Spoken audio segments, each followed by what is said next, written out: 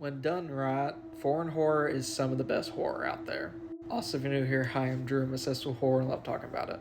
So, Terrified is set in a neighborhood in Buenos Aires, and it follows three different households.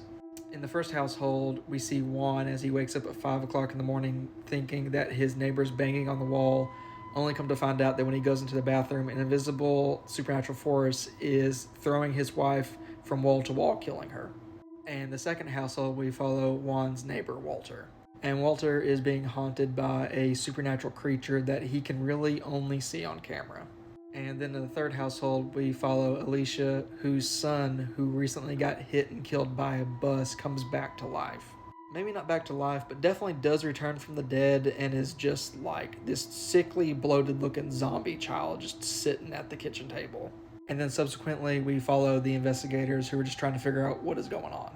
For a second, when I was watching this movie, I thought they were just going to go from house to house to house to house and just keep it going, and I thought it was just going to kind of lose me.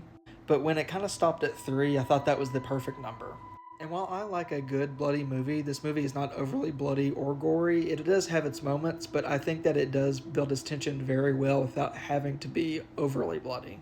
And I don't usually get got by jump scares, but I actually think it has some pretty decent jump scares.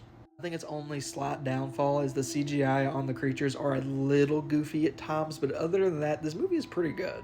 Its other downfall is that I just absolutely hate the poster. Like I said at the beginning, if done correctly, foreign horror is great and some of the best horror that you can watch. So for me, I would give Terrified a 7.5 out of 10.